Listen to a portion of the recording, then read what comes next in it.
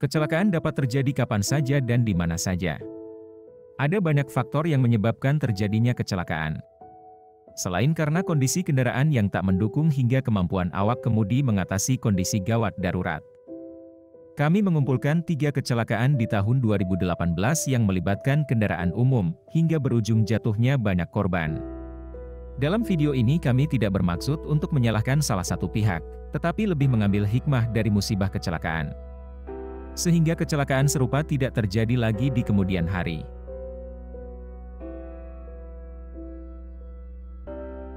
Kecelakaan bus di turunan Emen. Hari Sabtu pagi, tanggal 10 Februari 2018 rombongan rapat tahunan anggota Koperasi Permata Warga Kelurahan Pisangan Ciputat Timur Tangerang Selatan berangkat menggunakan 3 mobil bus pariwisata. Satu di antaranya adalah mobil bus F7959AA yang membawa penumpang sebanyak 41 orang dengan tujuan rumah makan bakmi Jawa di daerah Lembang, Bandung Barat. Ketiga mobil bus pariwisata melewati jalan tol lingkar luar Jakarta dan sempat berhenti selama 1 jam di rest area KM 19 karena salah satu mengalami gagal sistem rem. Pengemudi bus sempat meminta bantuan ke perusahaan perihal perbaikan bus, tapi terkendala biaya. Untuk penanganan darurat, terpaksa selang udara ke rear brake chamber dipotong dan ditutup dengan baut atas saran mekanik, lalu melanjutkan perjalanan. Berdasarkan informasi KNKT, saat melintas di Jalan Raya Subang, bus melewati jalan yang berkelok-kelok dengan kecepatan mencapai 76 km per jam. Lalu bus oleng dan terguling ke samping kiri jalan, kemudian terseret sejauh kurang lebih 2 meter. Kecelakaan ini melibatkan 1 unit sepeda motor yang tertimpa dan terseret bus kedua saat terguling. Bus kedua terhenti setelah menabrak tiang warning light dan menabrak tebing. Kecelakaan bus terguling ini mengakibatkan korban meninggal 27 orang, luka berat 5 orang dan luka ringan 12 orang. Berdasarkan hasil investigasi KNKT, penyebab terjadinya kecelakaan adalah keputusan tetap mengoperasikan bus yang mengalami kebocoran di konektor selang udara ke rem utama belakang kanan. Selain itu, perbaikan tidak berkeselamatan dengan cara memotong selang, serta kecepatan awal bus tidak dikurangi, akibatnya bus meluncur tidak terkendali dan terguling di turunan Emen. Fatalitas korban terjadi saat bus terguling, penumpang di sebelah kiri tertimpa penumpang sebelah kanan, akibatnya kaca jendela pecah dan bodi bus terseret ke jalan. Kecelakaan truk barang di Bumiayu.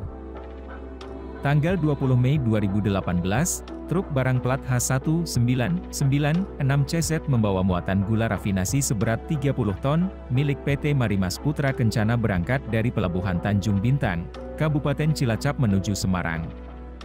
Sore hari, truk berhenti di SPBU Aji Barang untuk mendinginkan ban. Saat melewati bentang datar flyover, kecepatan truk 40 km per jam dan posisi tuas pada gigi 4. Sesaat akan menuruni flyover, pengemudi melihat turunan yang cukup panjang dan pengemudi berusaha melakukan pengereman untuk mengurangi kecepatan truk. Rem sempat bekerja, namun tidak cukup mampu untuk mengurangi laju kendaraan. Lalu, pengemudi mencoba memindahkan posisi tuas ke gigi 2 namun gagal. Untuk mengurangi laju kendaraan, pengemudi mencoba mengocok rem berkali-kali, namun yang terjadi justru pedal rem dan kopling menjadi keras. Truk terus melaju, tidak dapat dikendalikan menuju ke pusat kota Bumiayu. Pada saat itu, suasana jalan sedikit ramai karena banyak warga melakukan aktivitas sambil menunggu waktu berbuka puasa. Musibah terjadi, truk dengan kecepatan 90 km per jam menabrak bagian belakang mobil penumpang yang terpental ke arah kios di sisi kiri badan jalan. Selanjutnya secara beruntun truk menabrak beberapa sepeda motor, pejalan kaki, bangunan dan akhirnya berhenti setelah menabrak sebuah rumah. Kecelakaan tersebut mengakibatkan 12 orang meninggal dunia, dengan 11 orang meninggal di lokasi kejadian dan 1 orang meninggal di rumah sakit, 2 orang luka berat, 7 orang luka ringan. Penyebab fatalitas korban adalah karena ketidaktersediaannya jalur penyelamat. Dengan kondisi flyover yang memiliki turunan yang panjang dan curam, sangat dimungkinkan terjadinya kegagalan rem kendaraan bermotor. Kecelakaan miringnya kapal Lestari Maju di Kepulauan Selayar. Pada hari Selasa, tanggal 3 Juli 2018, Pukul 8 WITA, nakoda kapal Lestari Maju mengajukan permohonan penerbitan Surat Persetujuan Berlayar atau SPB kepada Syah Bandar Kantor Unit Penyelenggara Pelabuhan Bulukumba, Sulawesi Selatan. Selang 30 menit, Syah Bandar menerbitkan SPB. Kondisi cuaca saat itu hujan disertai angin. Tinggi gelombang di perairan antara Pelabuhan Bira, Bulukumba, Pelabuhan Pamatata, Kepulauan Selayar berkisar rata-rata setengah hingga 2 meter sesuai perakiraan cuaca dari BMKG Makassar.